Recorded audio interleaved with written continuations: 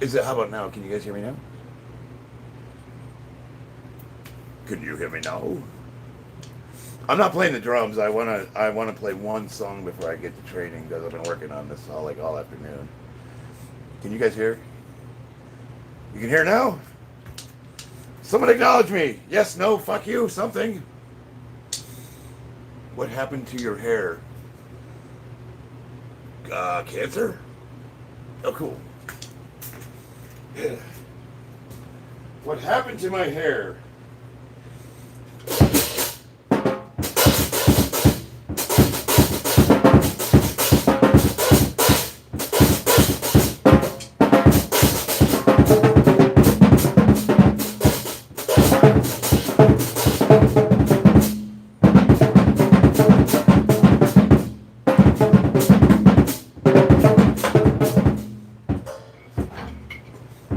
Sit up right.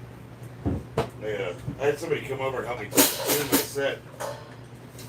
So play it on.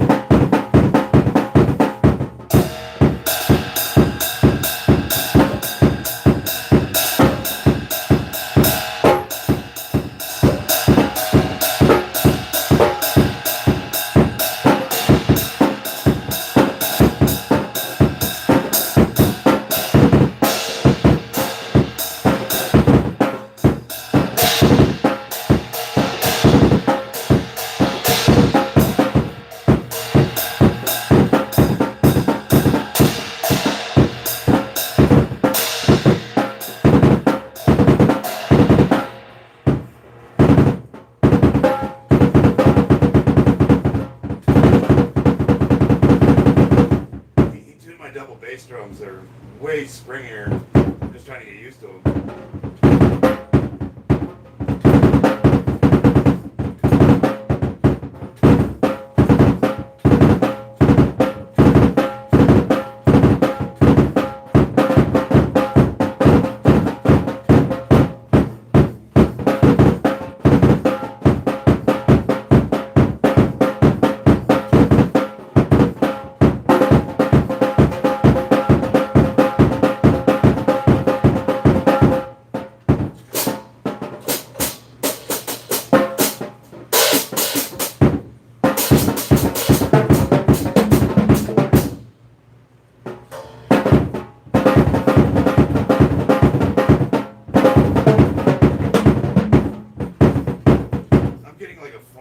Bounces instead of too sharp. But I'm playing with like much less foot, so it's a little bit weird to get used to. So I can do like this double thing, or I can hit a double stroke if I set my foot on it right.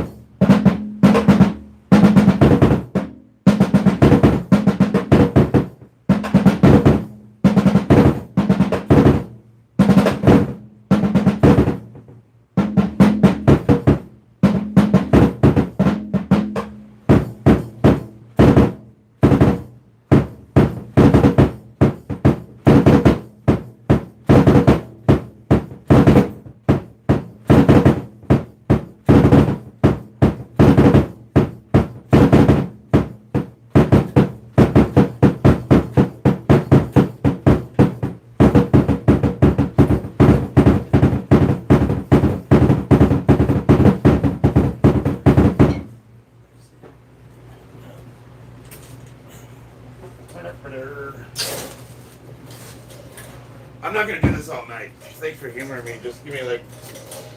I've been practicing this one song all day, and I wanted to try it.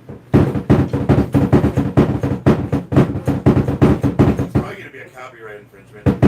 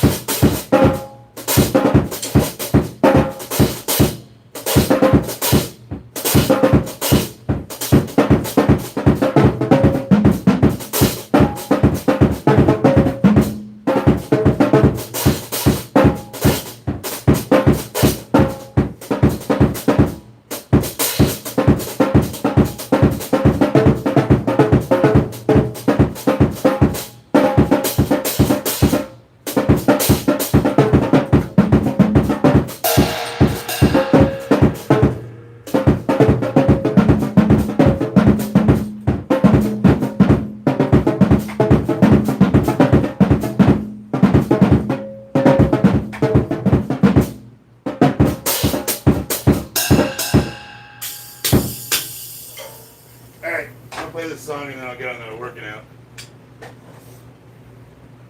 5 whole months, time flies. So do you guys even want to hazard a guess of where I've been the last 2 or 3 weeks? I'll give you a hint. I went to the Bay Area for work. I left in a truck. And I was the Las Vegas area manager for Southwest Steel in good standing. And I came home on a Greyhound bus.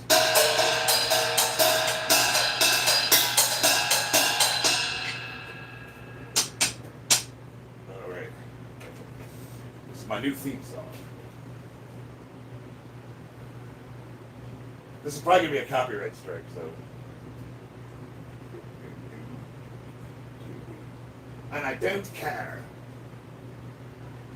And then after this, I'll get to training. It's not a very hard song to play. It takes a little bit of coordination, especially if you're bad.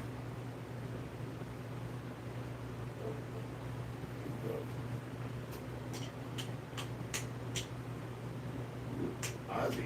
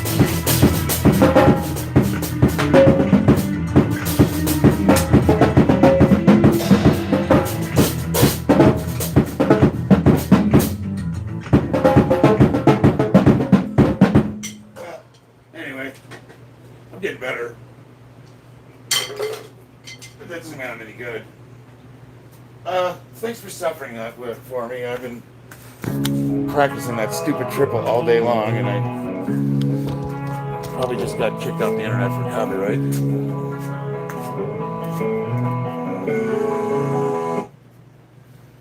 You have to admit, for a shithole garage, it's got a nice stereo. That's an old, you remember the company Pyle? Pyle? That's an old, it's got big ass capacitors. They look like C batteries, you know, like probably like from the early 2000s.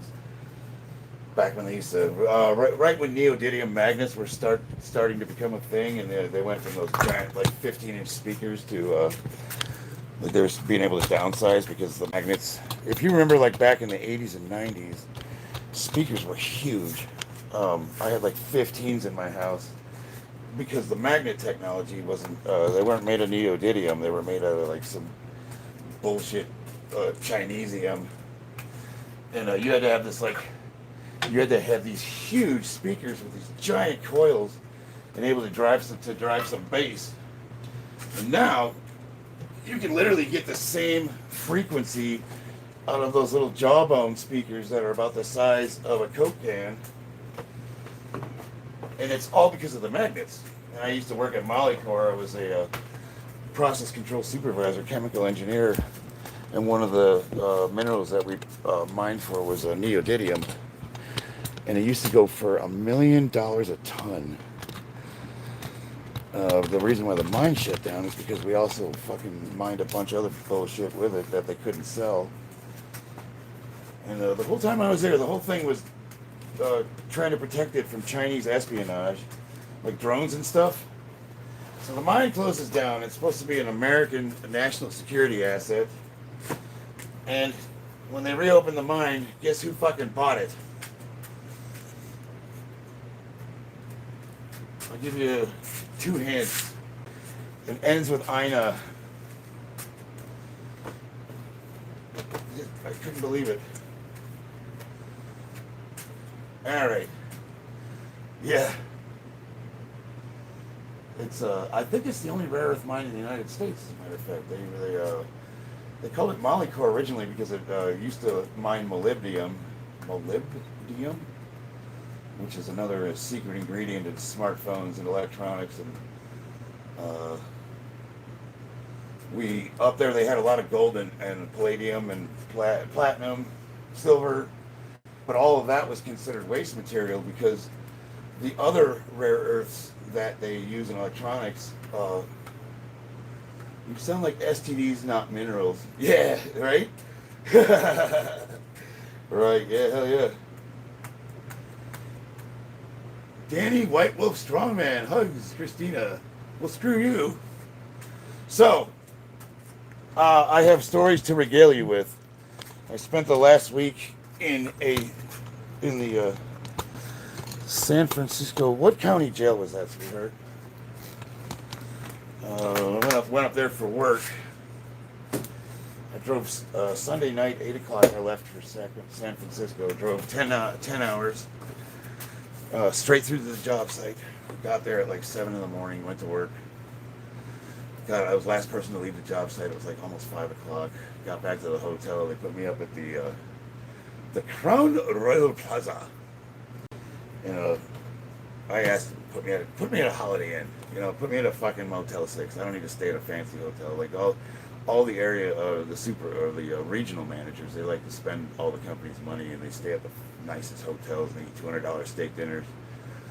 And I would rather be right next to the job site, and I would honestly rather sleep in my truck because I can have, you know, like if I wanted to, let's just say a cigarette and a beer. I don't drink, but you know, you're staying at these nice hotels and you're on the 30th floor of this place, and I'm in jeans, t-shirt, and work boots. I don't fit in already. So got back to the hotel, fell asleep. When I was bringing my luggage up, you know that little metal latch, that security latch that keeps if you open the door, it's a chunk that holds the door closed, and you can fold that in, and the door can close on it. And kind of keeps it cracked open. I left it like that because I was going to go back down to my truck and get the rest of my luggage, but I was so tired that I just, with my work clothes on and everything, I just kind of laid on the bed and crashed out. I was just gonna lay there for a minute, and I didn't wake up till 9 o'clock, and there was banging on the door. So I get up and I answer the door, and I'm like, yes, and it was the police. So now if I'd have known, I would just ask for a lawyer right then and there. But I was thinking, oh, it must be like a noise complaint or something. I don't know. So I'm just gonna answer the questions. That probably go away, right? Hey, if you we're looking for a guy. Have you seen him? No, sir, I've not. They're asking me weird questions. They want to see my fingernails, and they ask me how long I've been staying at the hotel, and where I'm from, and where I'm working. And I'm answering all these questions, and I'm like, is there what's the issue, officers? And they're not telling me. Like, so then they asked me to go downstairs. Okay, we go downstairs, and I'm standing off to the side of the lobby, and like the entire fire department's there, a bunch of police officers, like emergency response personnel. And the cop that's watching me, I'm like, what is going on, man? Like, he just said there was an incident involving one of the housekeepers, and we brought you down here to see if they identify you. I'm like, identify me for what? He's like, I really can't say. Okay, can't or won't. So now the only reason I didn't ask for a lawyer, Christina's in the chat, is because I thought the second I asked for a lawyer, I'm definitely going to jail, right? They're going to arrest me. And I thought, I'm sure I could talk my way out of this. It wasn't me. Like, I didn't do anything. Like, I'm sure it's all a big mistake, and well, this will be cleared up in a minute. So I'm hedging my bets that I'll be fine. And then after they get done with their little powwow, they said, well, let's go back up to the hotel room. And I'm thinking, yes. See, no big deal, right? So I get up there, and I hate to say it, but lady cops suck. She starts grilling me. She reads me my rights, first of all. I'm like, oh, shit, this is for real.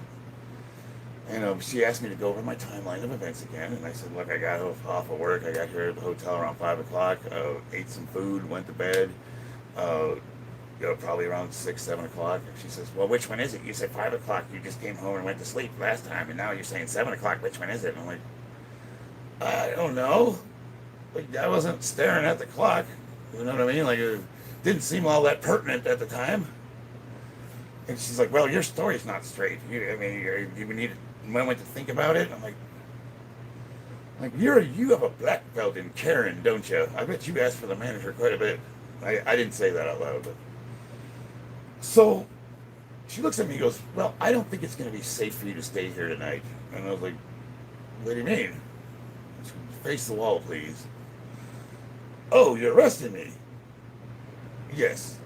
So once I got the handcuffs on, I looked at her and I said, you don't think it's safe for me to stay here for the night? Like, that's your troll? You got to do better, lady. That's your mic drop moment. That's pretty sad. And she just kind of gave me this look like, you're going to pay for that later. And I'm like, no, if you saw my YouTube channel, you came with a comment like that, they would batter you unrecognizable. Like, oh, I don't think it's safe for you to stay here for the night. Oh, you got me. Like, you look like a cross between, you look like the love child of big fucking Yoda. She was not an attractive woman. So anyway, I got to jail, and they treated me really badly. It's not like I have a lot of experience going to prison, but I'm assuming they put me in a room with a bunch of drug addicts that were detoxing. They wouldn't give me any of my medications. Oh man, is this fucking thing gonna restart? I just got this computer set up and it's gonna restart on me for updates. So for 3 days I sat detoxing off of my normal medications. Like I take gabapentin for nerve pain and some other stuff, and you can't take medications long term and not have withdrawals. It's just restart now, schedule restart. Windows update. Schedule the restart. Babe, your computer's slow as fuck, man. We gotta get you a new one. Yeah, they took my laptop too. We'll finish installing updates when it's convenient for you. Pick a time. We're gonna go with 9:24 p.m. a.m. No, we'll do 1 in the morning. How's that sound? 1 a.m. Check.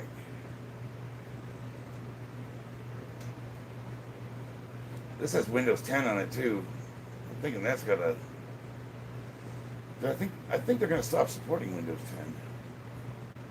So anyway, they were treating me really bad. I got a cuts on my shins from where the cuffs were cutting me, and they had my chains really tight. And everywhere I went, I was chained up. And the guys in front of me had really loose chains, and they were walking like they were going to the grocery store, and they kept pushing me to keep up with them, and it was just really bad. And Christina was kind enough to say, "Listen, probably ever scared of you because you're so muscly." And I'm like, no. So what I found out, I wasn't really able to talk to anybody. The only phone call I could make was to my wife. Thank God. Not only did I not have my phone, but guess what? I don't know a single goddamn phone number of anybody I know on this planet by heart. Holy shit. I'm like, I don't know anyone's number. Their name's right there. You press the circle and it calls them. I'm going to tell you guys right now, I'm an old school Marine that grew up without cell phones, and we used to memorize phone numbers, and we've gotten away from it. You should memorize like 5 numbers that are important to you in an emergency. You just should know like more than one person. I did not. Luckily, by the grace of God, I was able to get hold of Christina, and that woman is a saint. Holy shit. She saved my life. I didn't know what was going on in the background, but she was getting after it. So, what were the charges, you ask? Okay, kidnapping, for starters, and then aggravated sexual battery. Not assault, battery. Like battery. Like there's assault, like pop, assault. And there's battery, like hitting you with my car. Or getting a 2x4 with a nail sticking out of it. So I kidnapped this bitch, apparently, and then brought her to work, and then beat her up. What? Babe, are you in the chat? Does any of that make sense to you? None of it made sense to me, but that's what I got charged with. Oh, and controlled substances. I wasn't sure what that was about, but I'm thinking like I have a little bottle that's got my normal daily medication, and some of those are controlled substances. So technically, if it's unlabeled, you would have to prove that it's your prescription, and I have prescriptions for everything. So I'm guessing. I don't know, but all the charges got dropped. So 4 days into it. I literally was just praying, like, I don't know how I'm going to get out of this. Like, the charges, I'm going to go to jail for the rest of my fucking life. Bail's $100,000 for each charge. I don't know what I'm going to do. I have no way of proving my innocence. I don't know what's happening. I'm thinking I'm going to the land of bend over and grab your ankles, drop the soap, let's get it on. I keep forgetting I'm like a 205-pound powerlifting Marine, because in my mind I see myself as like a 90-pound 14-year-old that gets beat up by everybody. You know, I don't see myself as an intimidating person. I forget, like, I am actually pretty good at taking care of myself. Like, if it comes down to it, like, my butt cheeks are so strong. If you try to violate me, I could just clamp that bastard shut, and you're in for a ride, buddy. It's like a Chinese finger cuff. Scream if you want to, motherfucker. You asked for it. We're gonna go see Doc. So, 4th day, I'm really contemplating, like, killing myself. So I was kind of coming up with a plan on how to hang myself with the sheets. Because I was thinking, like, I can't go to jail. Like, I'm 51 years old. There's no way I can go into prison. No fucking way. And, you know, this is just me not thinking rationally, and I'm coming off of drugs and the other prescription. But, dude, relapse, or what do you call it? Withdrawals are real. I mean, you're on prescription drugs for a couple of years. You're going to go through some pretty severe withdrawals. And let me tell you, I was not in a good place. I had the restless leg syndrome. I couldn't sleep. I had hot flashes. I was totally uncomfortable. And I just thought, like, I can't do this. I'm just going to kill myself. Like, I really thought that. Like, I'm not going to live like this. Like, there's no way I'm fucking going to prison. I didn't even do anything. But nobody knows that. I mean, you know what I mean? Like, nobody in there did anything. I mean, everybody you talk to is innocent, right? What are you in for? I murdered somebody, but I didn't do it. Of course. Yeah. Did anybody in here actually commit a crime? And the one crystal meth addict's like, yeah, I sure did. I would have had some for everybody, too, but they checked my butthole. You know, like, made me cough 3 times. Ah, damn it. So, 4th day, right as I'm just breaking down mentally, begging them to give me my medication. And one of them's fucking blood pressure medication, for Christ's sake.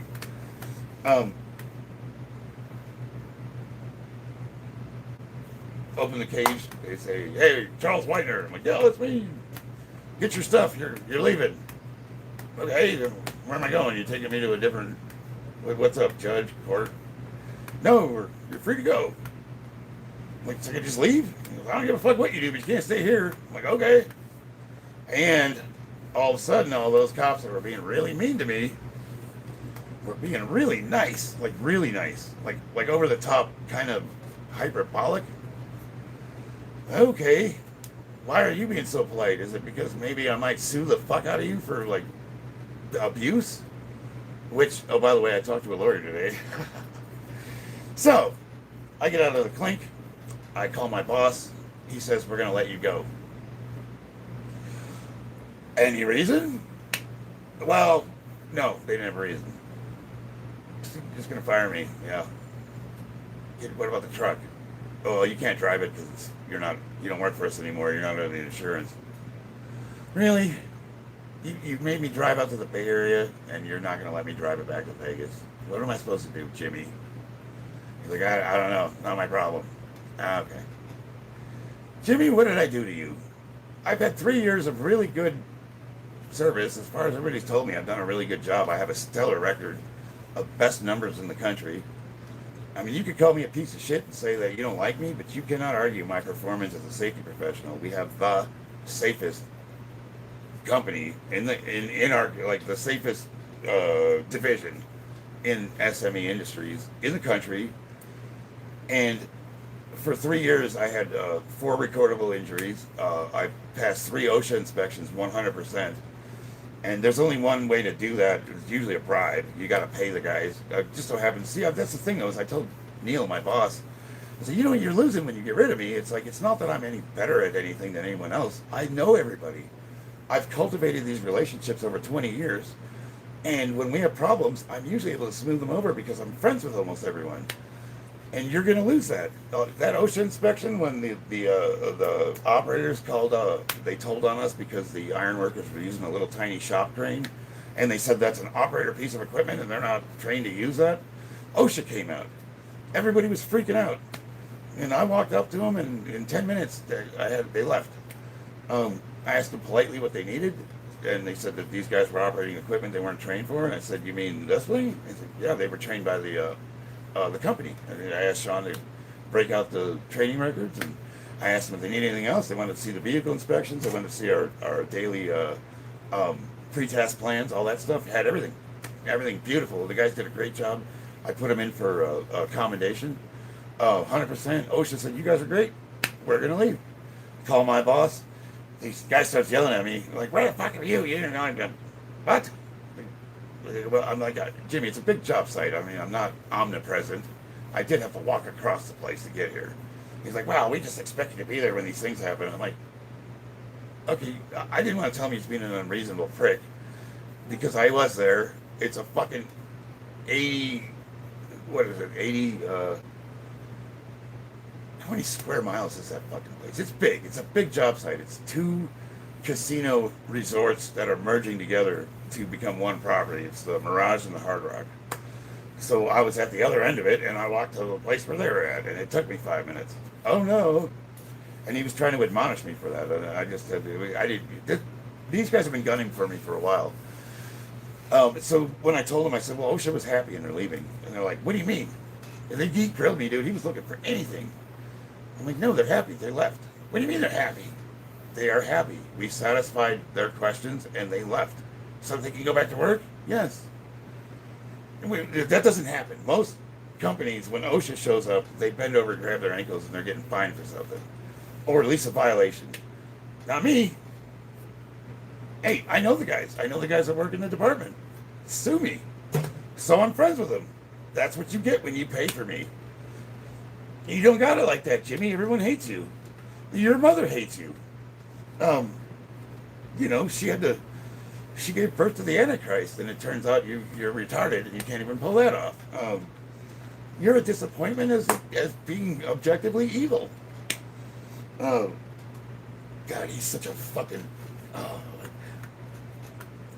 I hesitate to say I hate him because hate's such a strong word, but I've never in my life wanted to like batter somebody unrecognizable. This is the same asshole. So when I first took over, he was committing felony insurance fraud and screwing guys out of their workman's comp money. He had gotten an award for having a perfect safety record. And then the next day he got an injury. Oh no, he's freaking out. Like, I didn't know this was going on because I had 5 job sites at the time. He tells the poor kid, go to the doctor and tell him you're not hurt.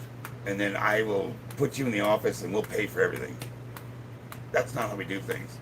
So first of all, the poor kid was so injured he couldn't fake being hurt. Well, it just so happens his uncle is one of the lead guys in our company in the Henderson branch. And he calls me up. I've known the guy for 20 years. I'm not going to say names, but if you know who I am, you know who he is. And I've never heard this man, like, him and I are friends. And he's literally, I answer the phone. I'm like, what's up, Chuck? He's a Chuck, too. He goes, what the fuck are you guys doing? Holy shit, Chuck, what's going on, brother? He goes, I don't know, whatever you're trying to pull. You know, and I'm like, well, we're not trying to pull anything, Chuck. Talk to me. He goes, my nephew, if you don't fucking fix this, I'm going to come down there. And I'm like, whoa, I don't know anything about it, brother. Like, this is the first time hearing about it. Like, what? Tell me, breathe, what's going on? And he explains it to me, and I was like, oh, shit. I said, okay, well, let me go down and check it out. Jimmy is ahead of me in the chain of command. He's a regional manager. I'm an area manager. So I run a city. He runs the states. Even though the cities have more jobs per capita, he is technically over me in the chain of command. So I got to be real careful when I'm trying to unfuck whatever this weasel is trying to do. So I get there, and I talk to this kid, and he's in so much pain. He should not be on this job site. And I'm like, what are they trying to do to you? He's like, he took me to the clinic and he told me to lie to the doctor. Why?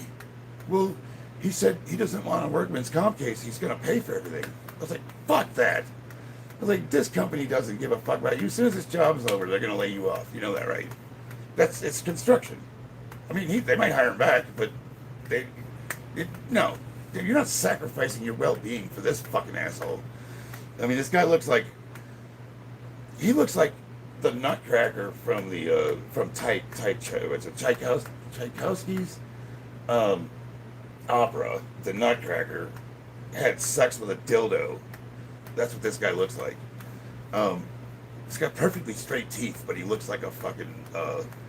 He looks like one of those little people from what is it? The Dark Crystal. They were kidnapping him so they could steal their essence. You know those little fucking guys. He looks like that, but he's got a perfectly straight set of teeth, and it's just fucking unnatural. I mean, you guys think I look unnatural. This guy looks like... It looks like you could fuck start his face, you know, just like a chain pole. I could use him to, like... Do I harbor resentment? So anyway, this guy's committing felony insurance fraud. So I fix it, and I don't throw him under the bus either. I just get it right. I get him into a clinic. I get him the best care in Vegas. Same surgeon my wife went to. Very proud of what I did for him. And this guy did this to a few people, and I just quietly fixed the problem without, putting my job in jeopardy. Well, that's why I did make an enemy out of him. I didn't know that at the time, even though I was directed to do it. I guess I made him look bad. This guy was so fucking bad that they should have fired him with prejudice and probably arrested his ass. But instead, they promoted him to director of safety. I found out later that all the guys that are in Utah, they all went to school together. They all grew up together from Bakersfield. So it's like a little gay man's club up there where you're not one of the cool kids. You're not. They all blow each other. They go on business trips and they bill all the money to like projects and they embezzle. And they're just a bunch of fucking crooked, criminal, embezzling pricks. And I found out about 6 months ago, my boss told me they were gunning for my position. He said, dude, you might as well start looking for a new job. They want your position. And I go, why? Well, God, this story just keeps getting weirder. You guys want me to keep talking? Or do you want me to keep telling you the story? Or do you want me to go lift something? Because it gets worse. It gets worse. Have you ever... So in construction, it's not unusual to staff project managers, safety personnel, superintendents, using staffing agencies. Like, you don't want to hire guys full-time on your company because when the project's over, you're going to have to fire them all, right? So rather than waste all the money to train all these people, invest everything in their credentials, get them all certified, up to speed, just to have them work for a year and you got to lay them all off. That sucks. So what they do is they hire them from temp agencies, and these temp agencies provide construction professionals. And in Vegas, everybody knows each other, so you're going to run into the same people over and over again. Well, every safety manager in my company works for a temp agency, except me. And guess who the temp agency is owned by? I'm not even joking. It's owned by the safety department, Jimmy and James Rivera. They fucking own the company. So when the guy goes to work, they're paying him $50 an hour. They're billing $200. When they make a trip to Vegas, they bill those hours. They get a cut of that. So they encourage people to work overtime. They encourage people to take trips. Everything they expense, they get a cut of. Well, first of all, you're bidding against yourself, but that's a conflict of interest, right? I am the only employee. I work for Southwest Steel because they bought our company, and we're kind of our own entity, but we're owned by SME Industries. I still have to report to them as my chain of command, but I need these guys like I need fucking, I was going to say hemorrhoid cream, but no, that doesn't work. Now that I actually could have an STD, so that joke wouldn't work. Well, anyway, I don't need these guys. They're fucking morons. They're incompetent. They're douchebags. They're assholes, and I just don't need them. I've never needed them. So they've always been trying to separate me from the corporate, so I could just stay work in Henderson with all the people I know. Because I love Southwest Steel. I'm friends with all those people. I've known them for 20 years. I fucking hate with a passion that's biblical the people that work for Utah. They're a bunch of solipsistic, narcissistic, fucking butt-fucking backstabbing assholes. All of them are your best friend to your face, and as soon as you turn around, they're just assassinating your character. I hate them. I fucking hate them. Where was I going with this? What was the point I was trying to make? Oh, yeah, because I'm an employee of Southwest Steel.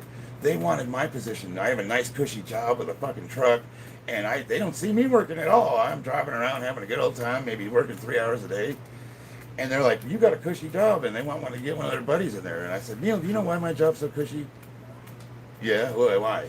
Because I know everybody. Like I told you, I'm dialed in this town. When you pay for me as a safety manager, you get 20 years of tenure, plus a Rolodex. I know all the construction general contractors. I know everybody. And we have good working relationships. As soon as you pull me out of this position, you are fucked because everyone hates you. Yes, they're going to go out of their way to fuck you over. No one likes you. But they like me. Hey, I might kiss ass. I'll tell you things you want to hear. I'll tell you you're pretty. Whatever. It's called cultivating working relationships. They're fucking assholes. Everyone hates them. I've never met anybody that likes either of those two pricks. I mean, it's funny when I go to a job site, I see some iron workers I haven't seen before. One of the guys comes up and he grabs me and picks me up by my butt. And he starts squeezing my boobs. And I was like, I haven't seen you in a while, cupcake. And I was like, oh, man. He goes, your ass is real tight. He's grabbing it. And Jimmy's looking at me like, what the fuck? And I was like, well, you want to grab my ass too, Jimmy? He turns all red and walks away.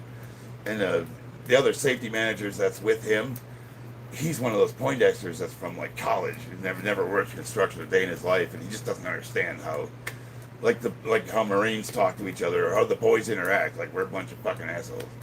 So they don't experience that. So when they saw how well I got along with everybody, because I actually used to work in the field, they were a little bit jealous of that. They thought like, wow, you get along with everyone. I'm like, I should. I've known the motherfucker for 20 years.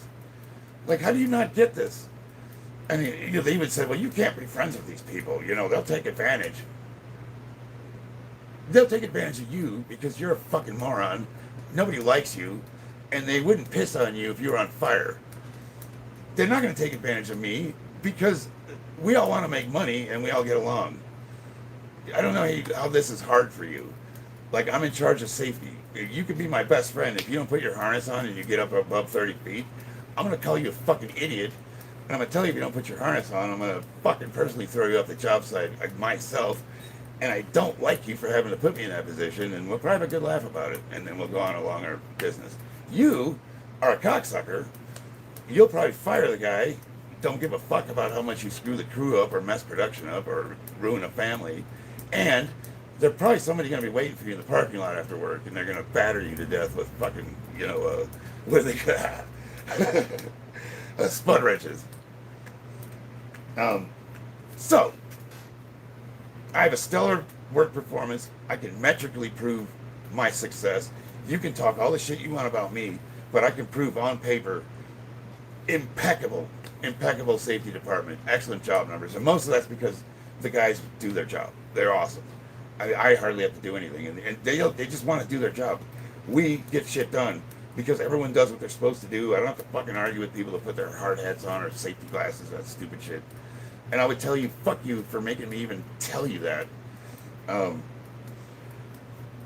They want my job. They want to put their guy in there. It's gonna be an epic disaster. They fucking hate him. The guys they're already planning on fucking with whoever they put in my place.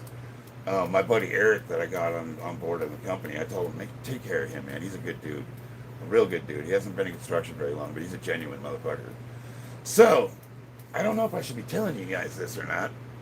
But I'm going scorched earth. I've been in contact with a law firm already, and I'm suing SME Industries.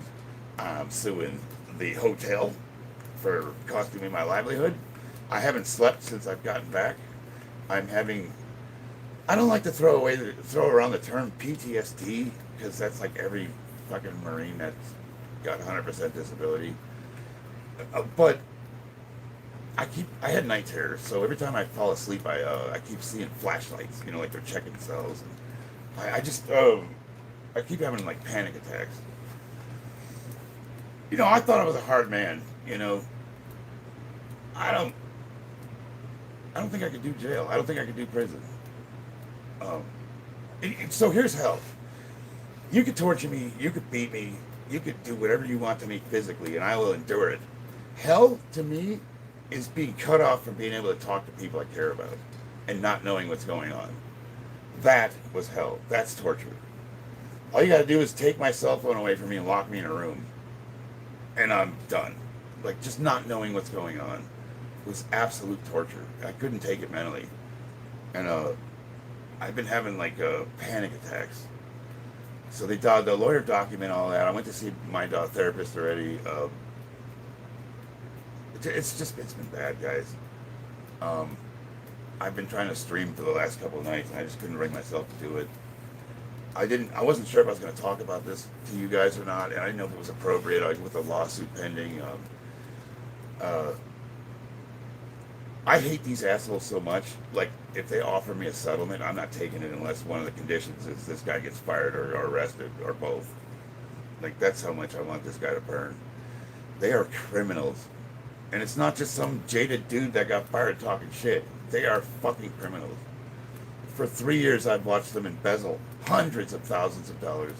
They've screwed ironworkers, union ironworkers, out of their rightfully owed workman's comp money and medical treatment. And that's exactly, so the reason this whole thing started is because I found a couple of cases that when they dismissed the guys, they didn't pay them out. They didn't finish their claim. And one of them came to me on a job site, and he said, hey, how's the shoulder, brother? He goes, I need to see a doctor still. I'm still having problems. I go, okay, well, what do you mean? Like, how do I get workman's comp to look at it? What do you mean? You just call him and tell him you need to be seen. And they didn't walk him through the process. Now, you can make the argument that you guys are responsible. If you get workman's comp, you are responsible for all the correspondence you get. But I walk the guys through it. I just know we're a bunch of fucking retards. We have if you look at our bills, we got what we call keepers, and that's an important looking pile. And then we got the other ones that, like, I ain't opening that up.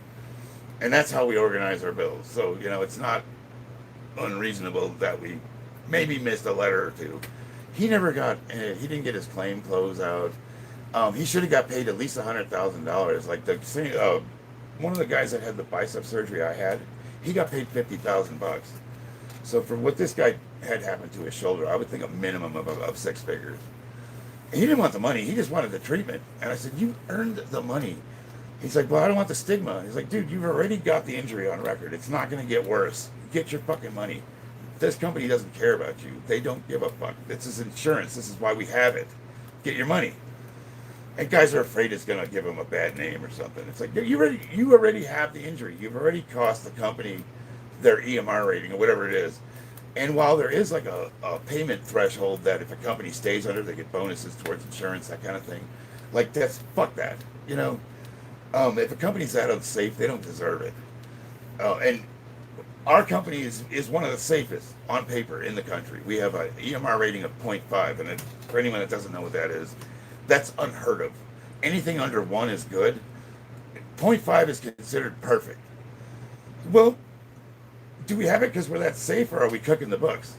So they're fucking iron workers out of their rightfully owed money, and I quietly went to the insurance people, and I inquired about opening those cases up again. And the guys in the production, they told me to stay out of it. They said, bro, don't do it. It's not worth it. You're going to kick the hornet's nest. I said, it's not the right thing to do, though. Like, this is immoral. Like, if you present me with something and I know about it and I know it's not right, I feel obligated. Like, what am I here for? He's like, well, you don't like your job very much, but we sure appreciate you. He said, you've always looked out for the guys in the field, and we love you for it. But he told me, he warned me. And then after I got fired, I talked to him, and he said, I told you so. So as soon as I did that, that's when they started coming after me. But I was smart enough to document everything. I reported everything to HR. I got a huge paper trail. I have all the cases. I have all the guys that said they're willing to testify. I've got all the times they tried to gaslight any of my achievements, like when we passed the SCATS inspection 100%, and they tried to hem me up on like a binder not being on site or something stupid. And then, they really tried to drag me through the mud, and they were trying to do real character assassination. They were saying I was a bad manager, and that I'm not organized, and I don't know what I'm doing, and they were really disappointed in me. I'm like, what the fuck? And I asked the guys in Henderson, I was like, do you guys have any issues with the way I'm doing my job? No. We love you. Keep doing what you're doing. I said, well, you heard what they're saying. He said, yeah. He said, what'd you expect? Like, that's what we told you that was going to happen. What did you think they were going to do? Let you rat them out and get them fired? Like, they've been trying to remove them, I guess, for 2 years, and nobody's had the balls to do it because nobody wants to lose their job. I said, well, you know what? Guess what, motherfuckers? What are they going to do, fire me again? I want to so badly message Morris. Oh, they're so fucked. So I was talking to this lawyer. They didn't, Nevada's like a right-to-work state. They can fire me for any reason they want to. But they didn't give me a reason why they fired me. And she said, oh, that's a big mistake. They should have given you a reason. No reason? No. And then they went through my personal belongings in the truck. They fucking ransacked my personal shit to get their laptop. And they didn't get their... I still got the iPad. So they can't go through my stuff. It's in the truck. The truck belongs to the company, yes. But you can't go through my personal shit. And they tossed it, too. I mean, it looked like a 7-year-old white boy at San Quentin. He got tossed. And so they're fucked. They're so fucked. And I'm going scorched earth, man. I am bringing them down. I'm letting it all out. Like, they're not getting away with this shit. And so mixed martial artists. So yeah. And like I said, the whole department, they're all friends growing up together. They embezzle. They cook the books. They've been doing nasty shit for 3 years. And you would ask, well, why did you stay on as a company? Why didn't you go somewhere else? Why did you leave? Why wouldn't you leave? Well, what they were trying to do is they were trying to separate me from SME Industries and just have me work for Southwest Steel and completely sever me from Utah. And so I kind of stuck on hoping that would happen. And it looked like it was going to. It really did. So I would have been severed from that chain of command. I would not have to answer to those cocksuckers. I would have to answer to the ironworkers here in Vegas, and I'm friends with those guys, so we have an excellent working relationship. And then when I got fired, I went to I shouldn't say names. I went to the production supervisor and I asked him. I said, "Well, can you use me as a project manager? I mean, I could save you a ton of money. I know you need help in that department. I'd be a good PM. I could do superintendent, project engineer. I got an engineering background." And he's like, "Yeah, well, I'll set up an interview for you." I had an interview today, but I was told Utah said I'm not allowed to apply for uh, a job for a year. Based on what grounds? Like company policy, I guess if you get released, you can't reapply for a year. Uh, yeah, everything and this, check this out. They've decided they're not going to pay me my paid time off. They're trying to fuck me out of the last day I worked, which was a 10-hour shift. They owe me $400 for the 4th of July. They're trying not to pay that. Everything that they're willfully not paying me, I can report it right to my lawyer. I was like, oh, okay, I'll tell her. Like, so you're not gonna pay me for the hours I worked on Monday? No, really? Yeah, they're not gonna pay me for the last day I worked. Yeah, I worked a full shift. What's the reason? I don't know. This is what I told HR. I said, look, I can see you want to get rid of me. Maybe you don't like me, but what did I do to get this level of vitriol? Like, this is the kind of stuff that you do to somebody who, like, really. I've been to Utah plenty of times. I've never had an unkind word with anybody over there. Not, to my knowledge, I've never had any issues with anybody. And they're being so unbelievably fucking petty, screwing a guy with a family out of, like, pennies. It would really help us out if I got my paycheck. And they're trying to fuck me over for what? Like, what is the reason? You want to get my job, you want to fire me, that's one thing. But why are you going to this level to really try to just grind it in there? And especially knowing I got falsely accused and arrested and had to spend 4 the most miserable days of my life, in jail. And they made me take the bus home. I don't fucking know, man. Are they Jewish? No, they're Mormons. Interesting enough. So I've been really, really, really resisting the urge to message these guys and just fuck with them. Because Morris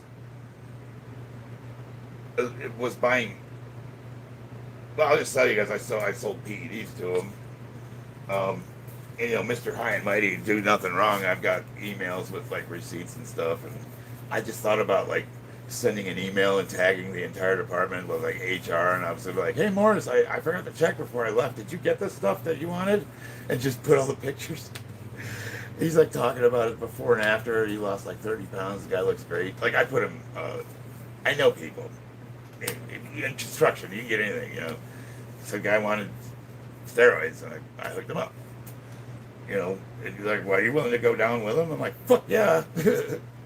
Yeah, I would answer for that. I don't think anything would happen other than he would have to answer to the company.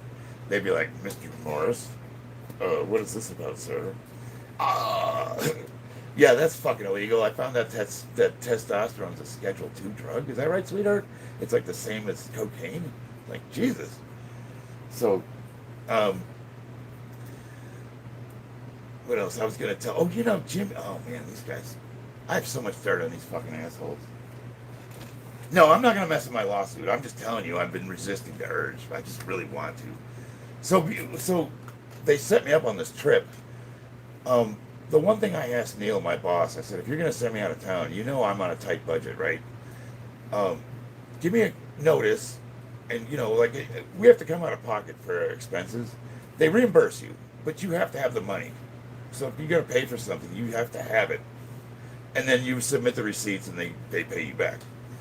And I told Neil, I was like, I don't have hundreds of dollars to just be going out of town with 2 days' notice. So Morris, one of the regional managers, he needed emergency coverage for a week. And why he would pull an area manager away from a big project, I don't know. But he told Morris, he didn't say ask me, I might do it as a friend. He said Charlie will do it. So with 2 days' notice, they sent me up there. And before I left, Morris was kissing my ass. He's like, brother, anything you need. I know you're tight on money. I got you. We'll take care of you. And then when I got up there, it was a 10-hour drive, and I wound up having to pull over to the side of the road and sleeping a little bit. So I got there a little bit late, like maybe a hour after the job started. And he's like, "Why aren't you on the job site? It's your responsibility to get there on time." I was like, "Motherfucker, first of all, I did this as a favor to you, and you know I didn't have any. I had 11 hours to make a 10-hour road trip. I'm like, you really gonna go there? You fucking asshole! First of all, you're not my boss. We are not. You're my equal. You don't talk to me like that. And second of all, what happened to Mister Best Friend? You know, I'll do anything for you. And now you're telling me there's a shuttle bus from the hotel to the job site instead of helping me out with parking ticket money. You fucking lying piece of shit." So he went from best friend in the world to asshole as soon as I accepted it. And I was like, "You motherfuckers set me up. I swear to God, if I find out," this before I got arrested, of course.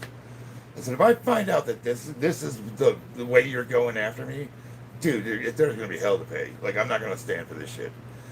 You asked me with no notice to drive from fucking Vegas to Sacramento, and I did it. And yeah, I got here a little bit late, but I've never met a safety manager that's like, especially an area guy. We don't have a start time. You just make your rounds. You hit all the projects. Like, so half of those guys, you don't see them till noon, if at all. Most of them don't even fucking go to work. They go to the casinos. Fuck that asshole. Just because I thought him and I were friends, I really did. I thought him and I were friends, and he turned out to be a cocksucker. And I'm harboring particular resentment against him. Like, Jimmy, I knew was a douchebag, and Neil's one of those narcissists that, like, is your best friend to your face, but the second you turn around, he's just totally assassinating your character, and you know he is. But then he always is like, "Oh, I tried to look out for you. I stood up for you in that meeting," and I'm like, "Shut the fuck, dude." I would respect you more if you told me you hated my guts and you wish I died, but we have to work together. I can respect that. You fucking act like you like me to my face. You scumbag, worm piece of shit. Like, ugh. These men, I swear to God, men. He abuses his wife. She's not exactly. Dude's on his phone screaming at his wife, calling her all sorts of names. And I'm in the truck and I'm looking at him like, "Do you want me to, like, you want a privacy?" He's like, "No, you're fine." "No, I don't really want to hear this, Neil. Like, this is kind of upsetting me, listening to you talk to her like that." "Oh, she's a cunt. Fuck that bitch." What? Okay, that's... I don't know the lady, personally. She didn't exactly swing for the fences when she landed you. But being as I don't know you guys, maybe I'm just not comfortable listening to this. You want me to... Yeah, like... I mean, what a lucky lady, Neil. My God. And you have 9 kids? Holy shit. Now that fucking vagina sounds like the Mammoth Caves, I'm telling you. And then Jimmy. I think he's married to a fucking fleshlight. Did he call her the N-word? No, good Lord, I wouldn't even feel comfortable saying that. He called her the C-word. Call it Sacramento. Oh, so you'll find this funny, mixed martial artist. While I was waiting for the Greyhound, I think in Los Angeles, I stepped in human turd. So that was interesting. Got a big old human turd all over my shoe. And I'm like, beans on toast. Well, no, I know you were joking, but I was like, "Oh, I hope I didn't accidentally say the N-word. Oh my God. I know I'm tired, but Jesus." Cyro's guarded. I'm trying to pay attention more to the...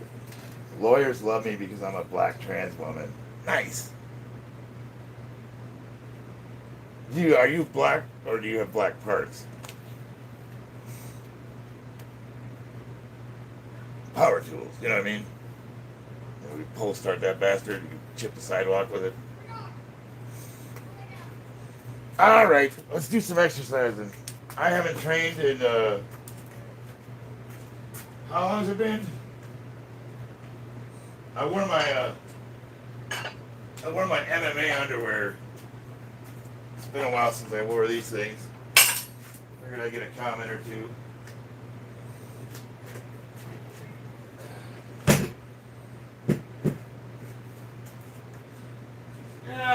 football bar on there, I guess.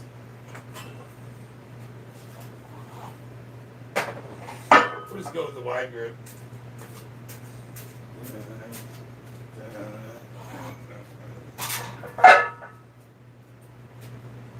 Some guy came over yesterday and he lives in the neighborhood and he asked if he could train with me.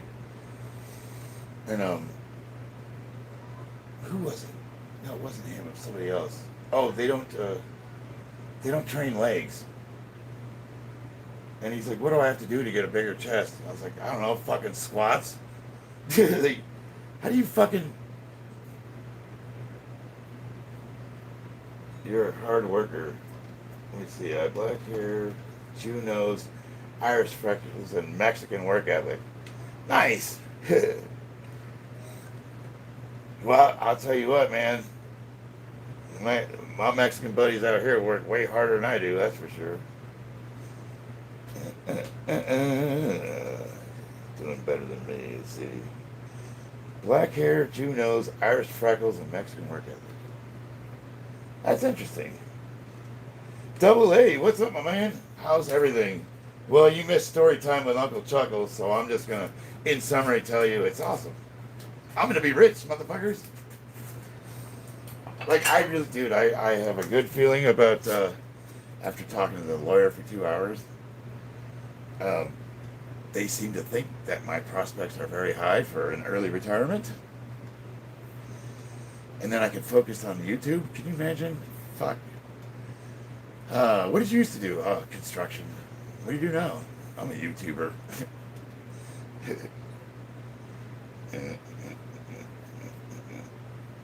I didn't think it was racist.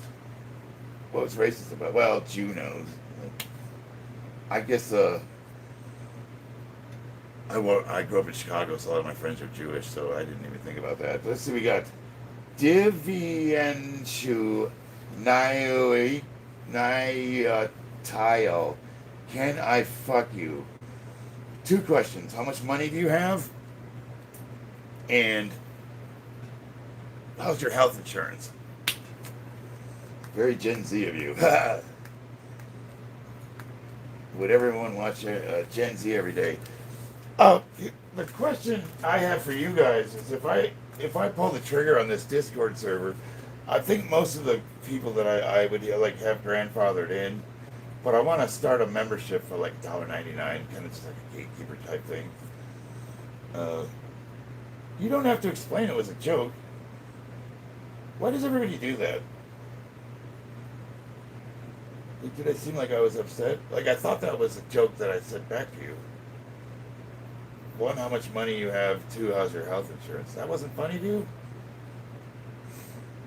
If he streams earlier. Well, I am unemployed right now, so maybe I can do that. I'm tiny right now. So what do I call you for short? So I call you Dibby?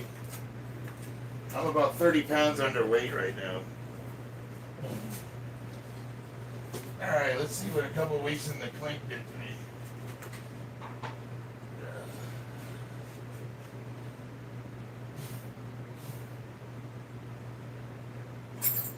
Ooh. Hello.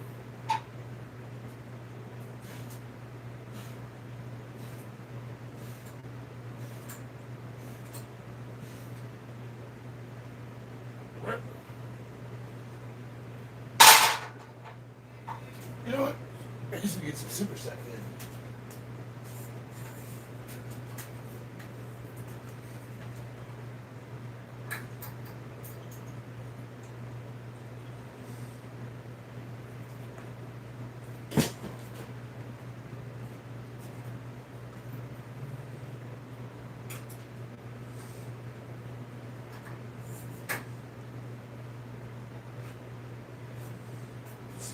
Starting a poll here.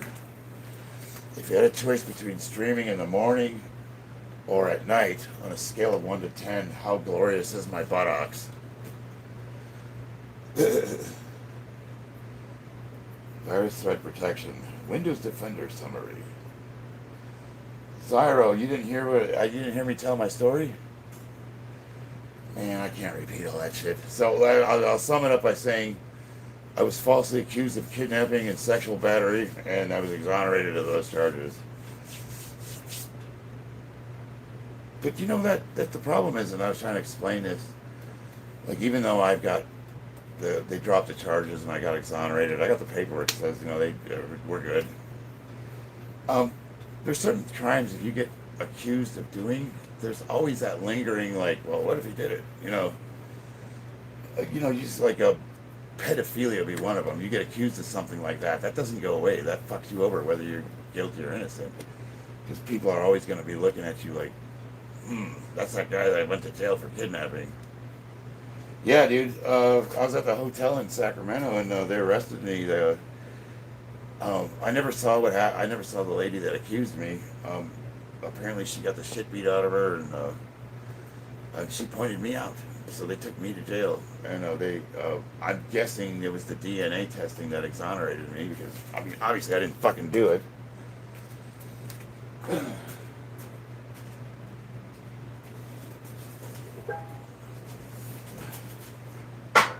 I mean, if any of you guys actually knew me, you know how like laughably implausible that is. I mean, my wife asked me to spank her a little harder in the bedroom, and I had a hard time doing that because I'm afraid I'm gonna hurt her.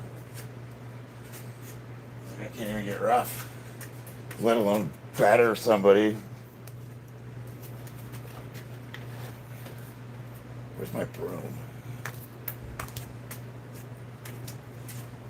Yo, did you steal my broom?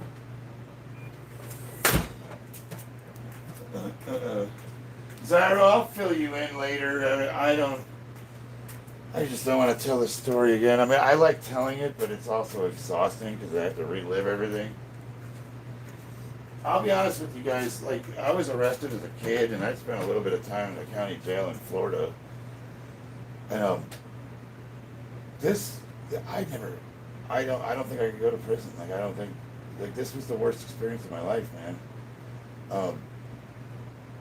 It's like, these people that, they get in these domestic arguments, and they're like, I'm gonna call the cops on you, or whatever, people that threaten to call the police for every little thing. I'm like, you motherfuckers, you just wait. You do not want the police involved in your lives, ever. But nothing good comes from it. And anybody that would be willing to do what they did to me has obviously never spent a minute in jail. Because it's just completely fucked to do that to somebody. And then you call me a pussy, guilty as charged.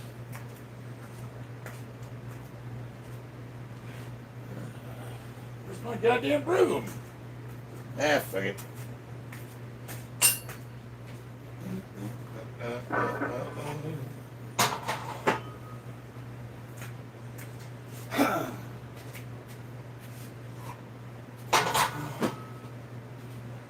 Yeah, it was. I haven't slept since I got back home. Did I get home last Friday? Did I get home on Friday, babe, or was it Thursday? I've had one good night where I slept really well, and every night ever since then I've been just having just these horrible nightmares and these thoughts, and if I'm not thinking about what happened, I'm thinking about what I want to happen. Like, I've been thinking about just exacting revenge on these motherfuckers. And I'm not like that. I'm not a guy that harbors resentment. I don't normally hold grudges, but I want these fucking bastards to pay, really badly.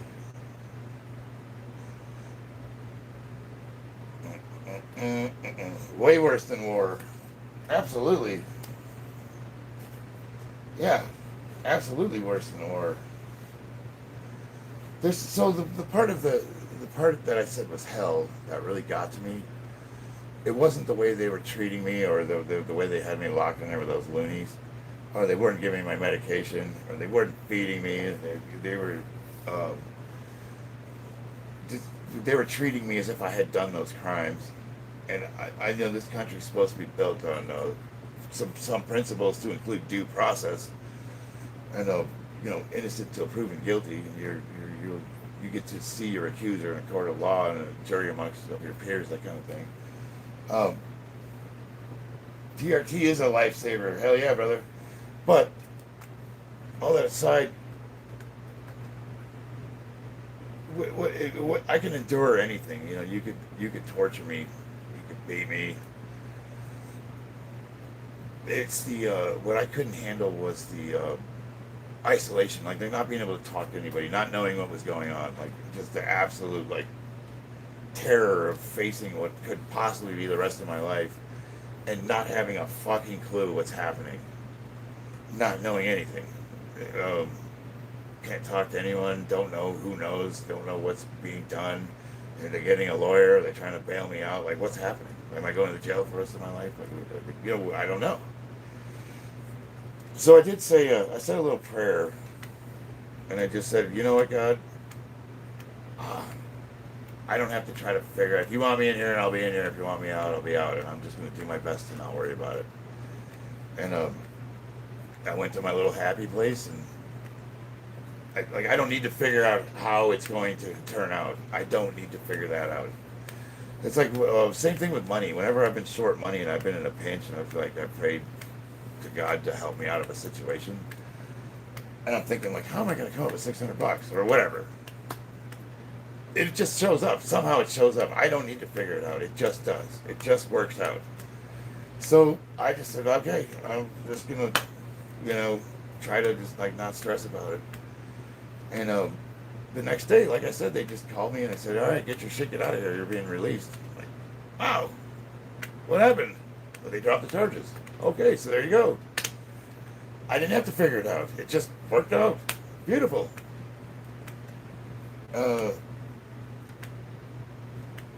Dude, TRT, this is life-saving. I mean, maybe that's a little hyperbolic, but if you think about it, if you're a man and you're suffering the symptoms of a low testosterone, when I went on testosterone the first time, I felt like a 20-year-old. I got all my energy back. I put on 8 pounds of muscle mass in 6 months. My body fat percentage went down significantly. I got stronger. Like, it was great. It was awesome. Well, it's going to bother me. I don't know what the broom is. I'm going to fucking sweep this garage floor off. There's broken glass.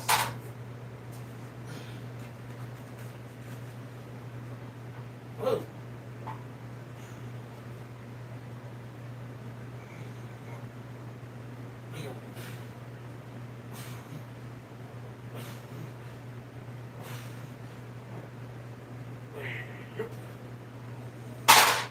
Let's see, my previous best surgery, since I got my bicep reattached, I think 275 was my max.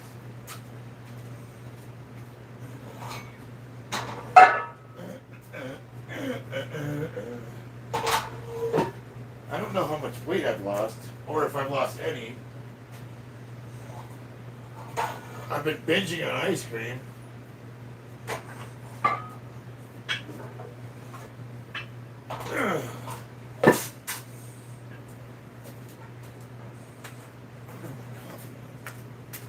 What time is it? 9:45.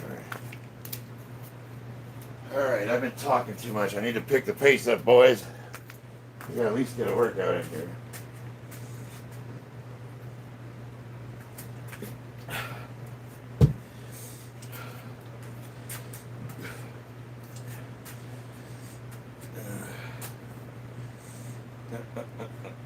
Burpee Reaper. What's your question, TRT? What you gonna do with all that junk that's in your trunk? I'm gonna get you junk on my lady, huh? Did you see that Johnny Walker takedown? Yeah, holy shit. Yeah, that was epic. At age 20, my test level was 232. That sucks. I don't know what to tell you. I mean, some people suffer from, what is it, hypogonadism? Gonadism? I was wrongfully arrested in a hurricane debris scheme and spent 15 hours in there 2 weeks after I turned 18. My celly's name was Shaky and my buddy was Rambo. Nice! This is what it is. Burpee, you gotta lay off the cap locks there, my man. What are you questioning? Wait, I'm I don't know what you're trying to convey to me here. Like, what's TRT? This is it, what it is? Are you asking me? Antidepressants and lack of exercise. Well, actually, so for someone, if you were at that age and you had those numbers, I would want to examine a lot of things, like what's your lifestyle, what's your diet, stress levels,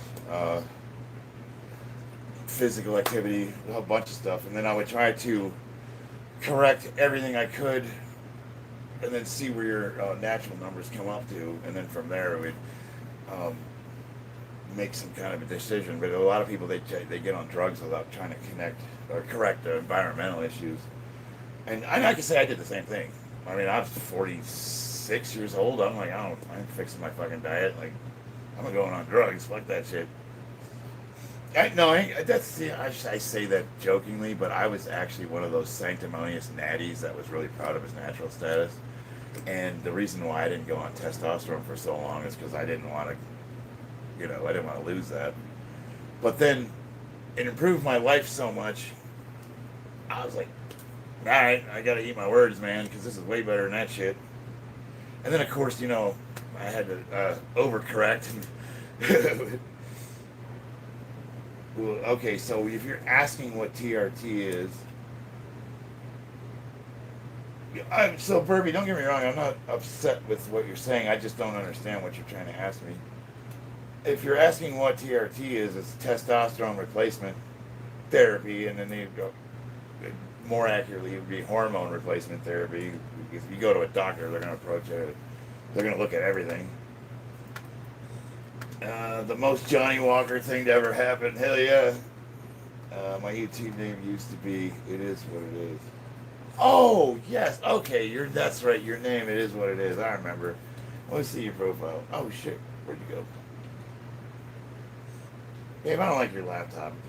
This mouse pad is way too sensitive.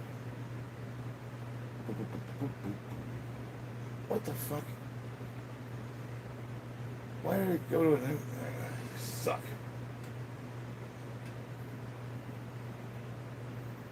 What the hell is this piece of shit doing?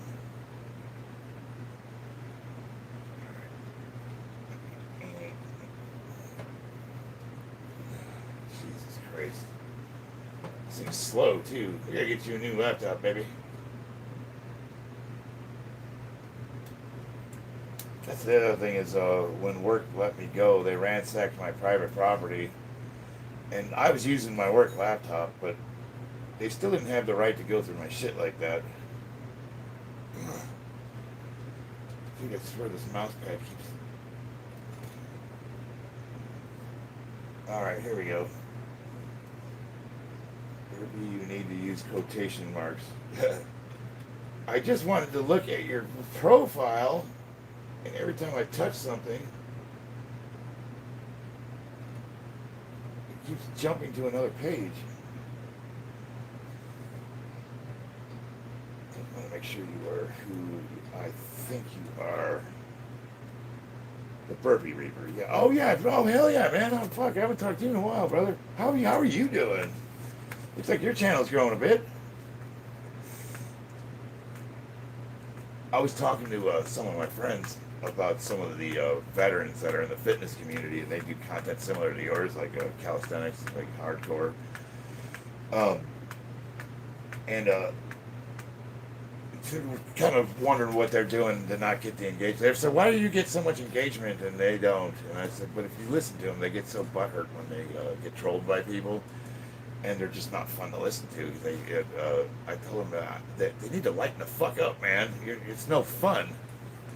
And then, of course, when they angrily react to shitty comments, then what happens? They just pile dive on them. And it's like this cycle that just spirals down until like it's unlistenable. So it's like, I gotta tell my boys in the fitness community, you gotta fucking stop taking yourself so seriously. But this guy right here is a machine. Definitely check him out, the Burpee Reaper. I have not talked to you in a while, but your content's awesome, my man. I fucking get tired watching it though. You're like, you don't like working out like that? Nah. That's way too much work.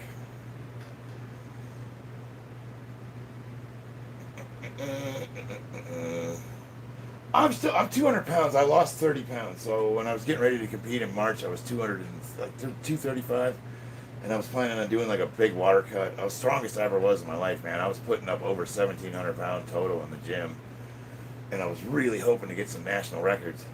Um, I'm good, dude. I'm good. I got no complaints. I'll tell you what. If anything, this experience has really changed my perspective on a lot of the things that I was thought were problems up to this point. Died, D-bide, and me ain't cool no more.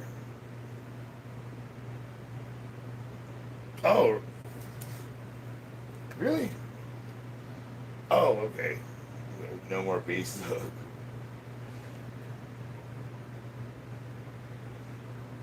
Yeah, just stuff that I was really down and out about. Like I was having like these pity party depression, like woe is me, life sucks.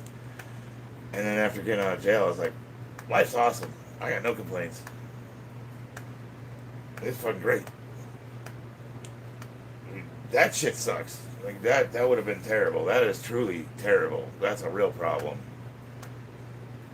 Raha Jackson, thoughts on the situation? I thought it was funny. I mean, well, I guess I shouldn't say that because that gentleman looks like he got genuinely hurt. What is your shit doing, babe? Does your computer always lose its mind like this? It's opening up windows. The printer? The fuck? Cancel.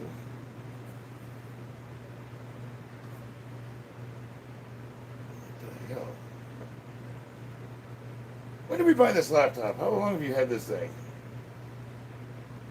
You're drunk? Nice. He banned me from his stream. Oh, that's... Who are we talking about? Delicate something to it. I think the mouse pad needs to be tuned up. I think the sensitivity on it's too high because it's just... You wave your hand over it and windows start opening.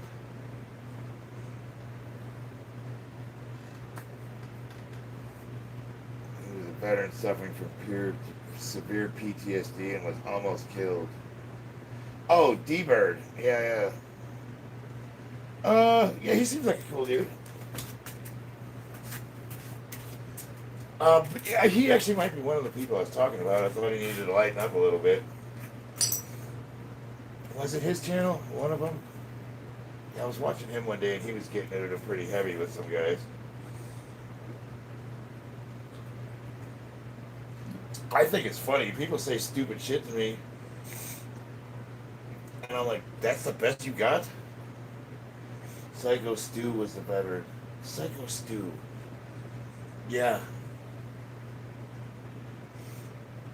Triggered by a lot of the comments. You're right, it's like what the fuck? You're on YouTube. What do you think's gonna happen? Especially when they know you get triggered. Alright. You were like, your shorts look gay? I'm like, yeah. What do you say to that? Well, okay.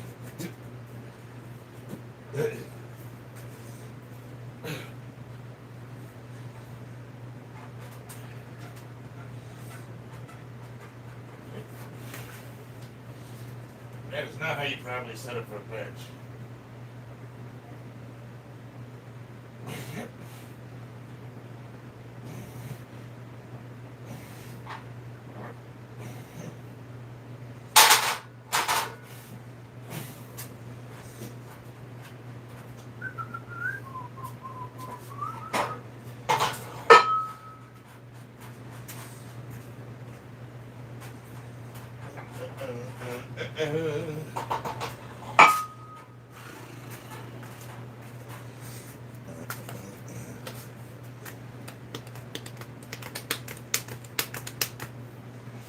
Psycho Stu got beat up. Psycho Stu got beat up by Rob. So Psycho Stu's the guy that got Jackson beat up. Yeah, I didn't see the outcome of it, but I heard that he got banned from MMA for life. Or from the UFC anyways. I don't know if people to be rage baited either. One man is unconscious. Hit him. Yeah, I see. I agree with you, guest. I think that once somebody's out, like it's completely unsportsmanlike to continue attacking him. And actually, I want to go further because as a person who participates in combat sports, I think that if you keep hitting somebody after they've been knocked out, that's actually should be assault, and you should get arrested for that shit.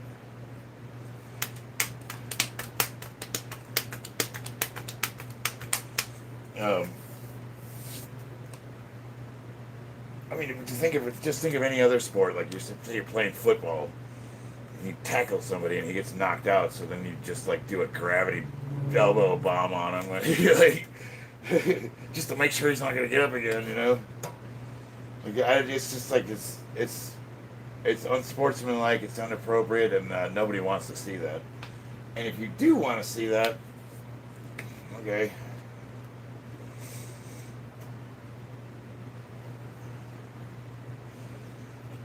What the fuck is this thing doing, baby? The screen keeps resizing. When we bought this thing, this was a very expensive laptop. Well, I guess that doesn't. I mean, that's a stupid thing to say because you can say that about anything. Your 60-year-old car was at one time. That thing was top of the line back in the 40s. Yeah.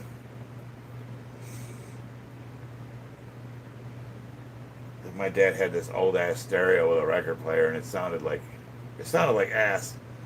I was like, Dad, why don't you get a new stereo? This thing sounds terrible. He's like, well, when I bought this thing, it was top of the line. She couldn't get a better one. I was like, yeah, you. And they used to use carrier pigeons to deliver messages.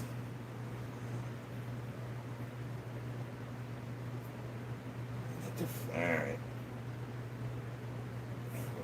Back up. Let's see. There we go. This thing keeps opening windows. I think it's like every time I move my hand above the mouse. Oh God, are you from Canada, eh? Who hurt my clothes, you hoser, eh? So is the laptop. Oh, it's just a HP. An HP Envy. Beats Audio. Yeah, Beats Audio. How appropriate for the guy that kidnapped and battered a woman. Allegedly. Let's see here. Security checklist. Yeah, this thing's losing its mind, baby. How long's it been doing this for, sweetheart? I don't even know how you get anything done with this piece of shit. It just closed everything. Good fuck. Alright, well that's God telling me to get my next set done. What do you got there? 275?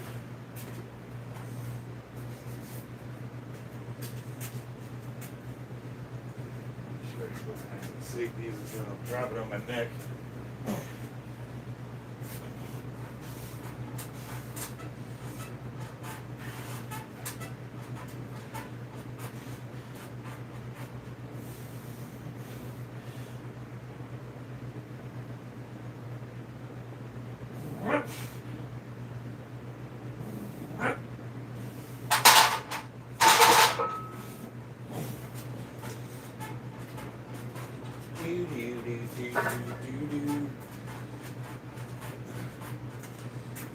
Oh, we're getting close to 3 plates again.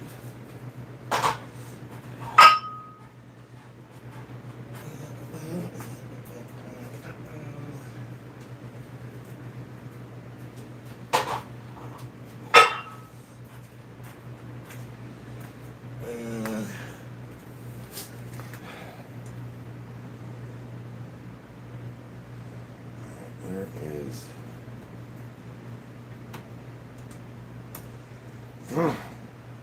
I'm gonna try to open up pointing devices.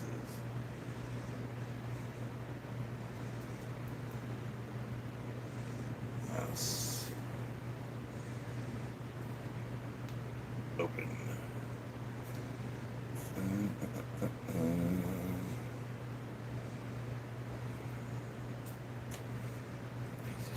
Okay, so we got the.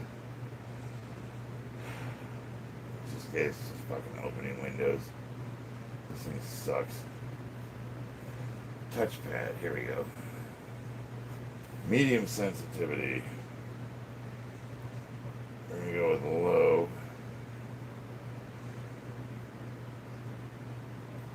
Additional settings. Yeah, this thing's losing its mind. Is there a stuck key on this thing?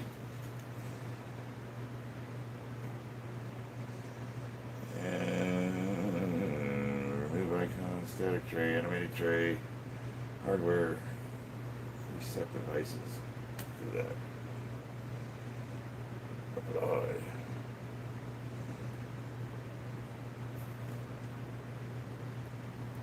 Open! Oh, see, oh, wow, that works way better. Yeah, I think I just fixed it, sweetheart. I just reset all the settings on it. So. Cool.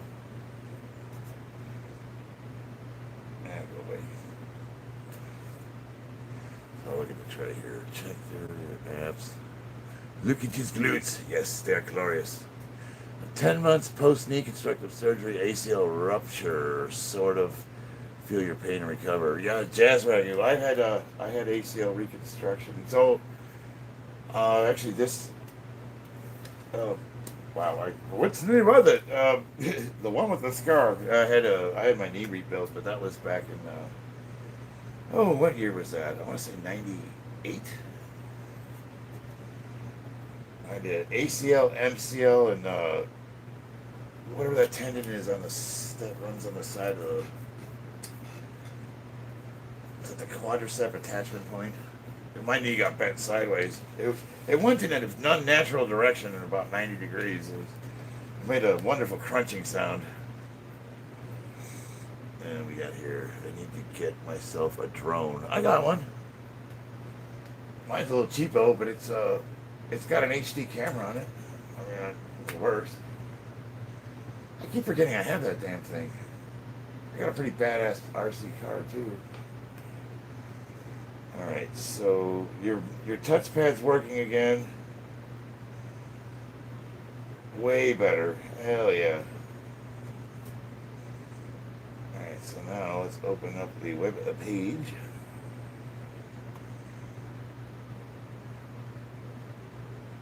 It's slow as fuck, but oh, piece of shit.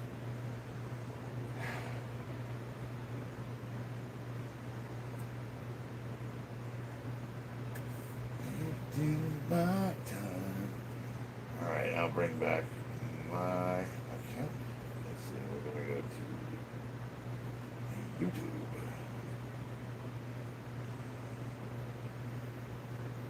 Close this. Bam. Would you like to pin Google Chrome on your taskbar? Sure. Oh yeah, I installed Google Chrome on your computer, babe. I just like how it's integrated with Google, so it's got my profile, so that's the only reason why I use it.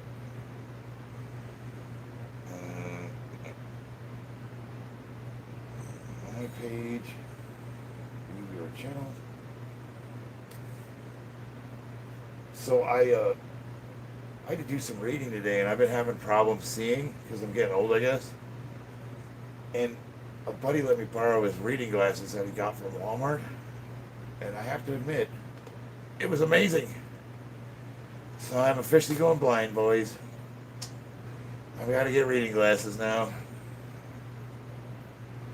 Videos live. Good night, Dad. Good night. You going to? Going to bed, yeah. You going to school? What time is it? Oh, all right. I better get on it here. Definitely gonna finish bench pressing. I just want to get my goddamn comment section back. There we go. Is marriage pointless for gay guys? Well, I mean, what's the point of marriage to begin with? You have to identify what the virtues of marriage is in the first place to identify whether it's good for gay people, and then like what would be the negative for gay people to get married.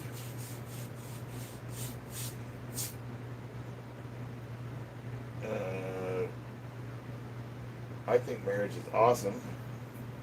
I think that I think government fucked marriage up. It ruined the institution just because.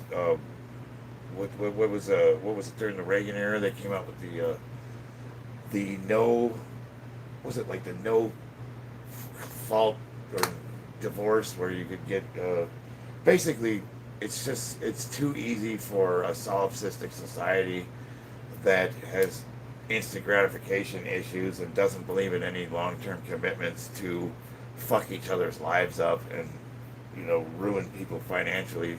I would say there's no point in marriage from that aspect, but if you believe in commitment, I think marriage is a beautiful thing, and it's a business partnership. And there's something about like two people coming together and agreeing to face this shitty world, and you don't have to do it alone. You're pooling your resources together, and if you look at it from like more than just like people are selfish. People are selfish. All they give a fuck is their happiness. I'm not happy. Yeah, life sucks and then you die. But you know what? It ain't about you, dickhead. You got kids. The fact that like shit happens and it's nice to have somebody to face those problems with.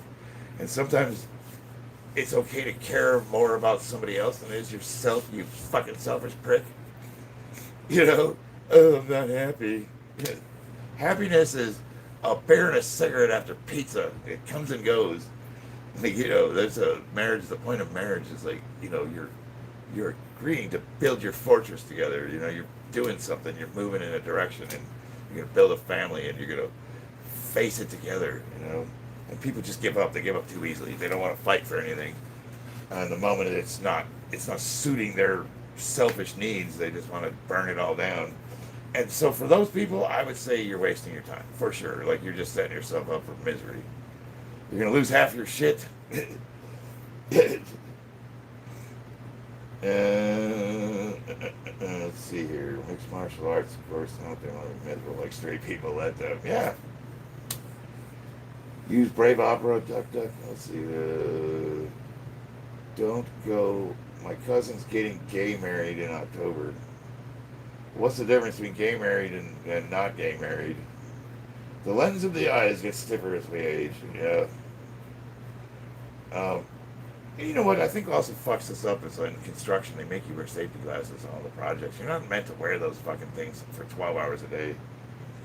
My vision is already fucked. The two flatmates upstairs, gentlemen in a relationship, are going through adoption process. I have my thoughts on same-sex couples having kids, but I guess with like any kid that needs a good home, I was adopted, so I'd take a loving gay couple over living as a ward of the state any day of the year. But I think that there's some dynamic issues with like as far as like the predictability of success for the kid. Like we know for a fact that kids from single mother homes are more likely to be the ones that rob you at gunpoint later in life. It's like you need a mom and a dad. The saying, it takes a village to raise a child. We got away from that somehow, and it's definitely reflected in the demographics. Kenny G, what's up, my man? Yeah, I'm glad to be back. I had to take a little hiatus. You've been a huge inspiration in my fitness journey. Show us how to bounce back now. Yeah, it starts with today, man. I have been offline for a few weeks now. I'm getting close to benching 3 plates again. We'll see how this goes. That's 275, 95. Let's see. 295. We'll see how this moves, and if this moves okay, I'll keep going.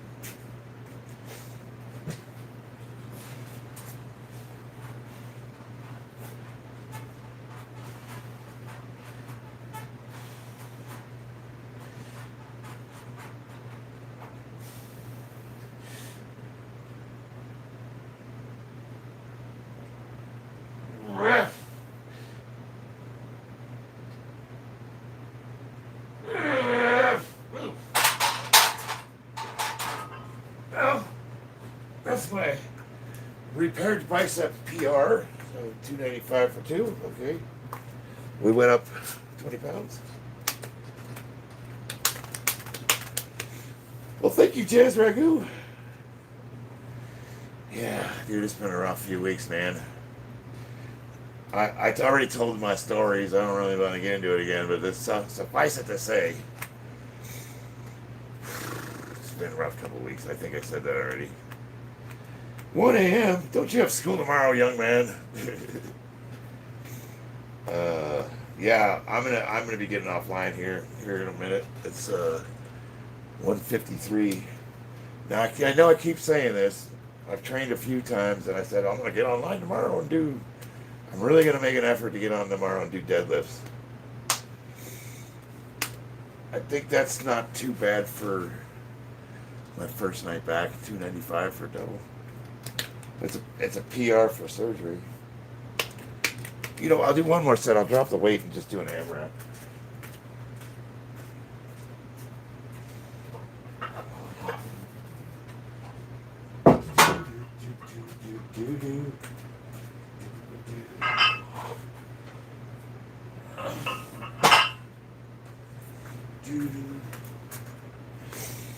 All right.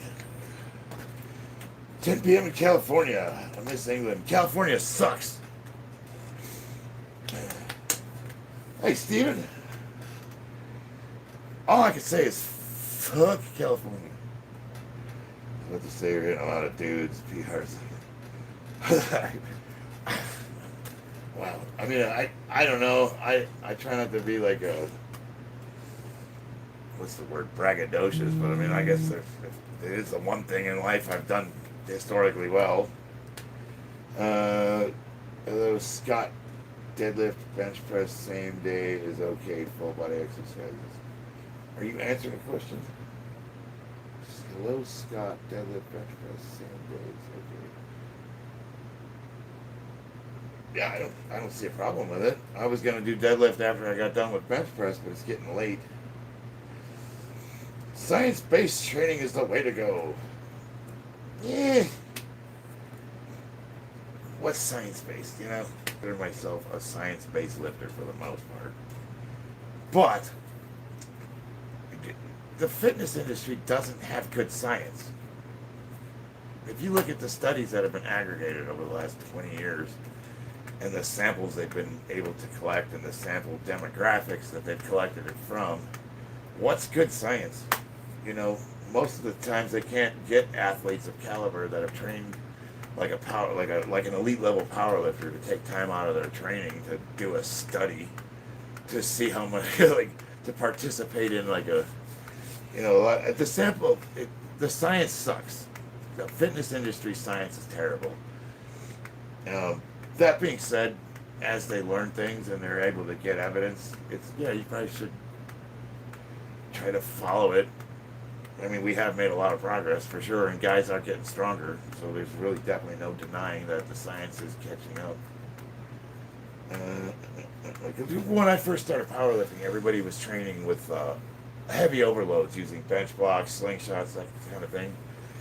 All the raw powerlifters were training based off equipped lifters, multiply. It doesn't work. I mean, it does work. You're going to get stronger. Anything you do consistently with progression, you're going to get stronger, but it's not efficient. So they found out what we should be doing and are doing now more is instead of using bench blocks to overload your bench press by 100 pounds or using a slingshot, go full range of motion. Do something like using a camber bar and get extra range of motion out of it. Stretch, you know. And so it took how many years for them to figure that shit out? Everyone says West Side Barbell sucks for powerlifting, and no, it doesn't. It sucks for raw powerlifting. It's awesome if you're an equipped lifter. So it's like it's context. Context matters. It's who we're modeling after. I mean, what did Eddie Hall when he broke the deadlift record? What did we immediately see in the gym afterwards? Dumbasses rolling the fucking bar up to their ankles and pulling straight up. And then when you ask them why they're doing that, they try to give you some scientific reason. No, you saw Eddie Hall do it, and you don't even know why he does it. It's because he's so fucking fat, he can't bend down to pick the bar up, so he's got to bend over and roll it to him to force his hips down when he shoots up. And he's wearing a fucking squat suit. Stupid. How many sets do you do for deadlifts? I'm more of a Mentor kind of like high intensity. So I usually do 3 warm-ups, 3 working sets, and one of those sets I do to failure. I do pretty low volume, but I do low volume, high intensity. But we do blocks though. So when I'm getting ready to compete, I'll do a conditioning block, which is super high rep.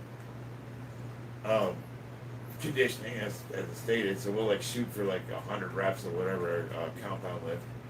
And then after 3 or 4 weeks of that, we go into like a hypertrophy training, which is 6 to 8 weeks, and that's like your standard Wendler 5-3-1 or whatever your program is.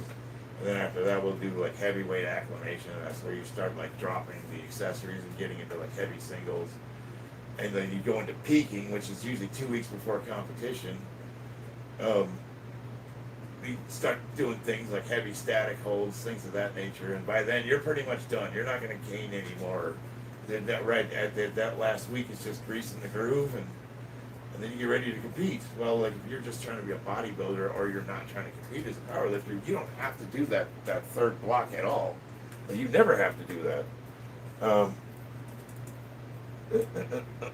I have body image issues. Should I take PED? I want you to think about that question, and then you tell me what you think I'm going to tell you.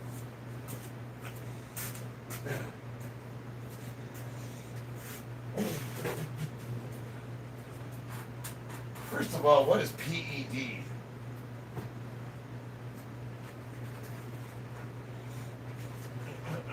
And yes, I'm aware of what steroid is.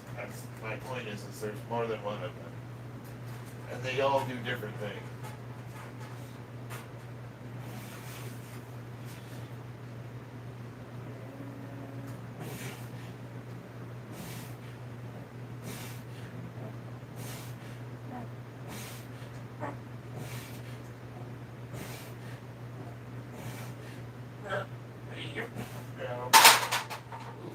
I like the way that felt.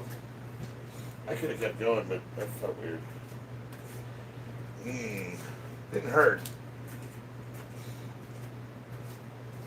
That was strange. I guess I need to get used to that. It's gonna feel a little weird, huh? Better safe than sorry, though. Yeah, I think we're okay. It just felt strange. It felt like I haven't really put that much stress on this since I got my surgery, so it didn't hurt. It just felt weird. It felt like it was I don't know how to describe it. Yes, I know what performance enhancing drug is. Which one? Why would you like test 200? What's that going to do for you? Like, I mean. Here's what I would tell you. If you don't have like a real goal in mind with training, if you're not into Olympic lifting, powerlifting, strength sports, if you're just taking steroids so that you look better, to be more attractive, you're kind of fucking your endocrine system up for the wrong reason, because most people they overestimate how much looks are important to the opposite sex. And yes, better looking people have it easier. But like most women I know don't like freaks that are like us when we're 340 pounds. And they don't give a fuck about your bench numbers. You can look good and in shape and be reasonably strong, and that's perfectly fine. But if it helps self-confidence, then there's arguments for and against. But generally speaking, I don't recommend taking anything that can fuck your endocrine system up permanently for the rest of your life just for aesthetics. Especially if you're not like a professional bodybuilder. It just doesn't seem like a good enough reason to take years off your life. And you're like, what's your take home? Like, yeah, I'm 51. Like, I'm over the hill, man. Like for me, at this point in my life, it's probably extending my life. You know, if you're under the age of 40, I wouldn't even be considering it. Do I take pre-workout? Nah, coffee. Yeah, dropped about 30 pounds, double in. Actually, I don't know what my scale is. I have to weigh myself. I think I'm going to back up above 200 again. I'm trying to do, I'm running an experiment to see how strong I could get with just steroids and ice cream. Johnny Ruse, coffee is delicious. My wife says I need to drink more water, and I tell her I drink like 2 gallons of water a day. I just filter 2 coffee grinds first. Dead joke. All right, guys. I think I'm actually going to be able to sleep tonight. I'm getting really tired. Shit, I've been on for 2 hours? Man, it's good to talk to everybody again. I'm really going to try to get on tomorrow. I'm going to do deadlifts for the first time since I've had surgery, so we'll see how that goes. I don't know. I think I'm going to use the trap bar, though. I mean, I know it's kind of a wuss way to... I just want to ease back into it, you know? Get acclimated. Alright, I'll see you guys tomorrow. I love y'all. I'll see you on the battlefield. Bam.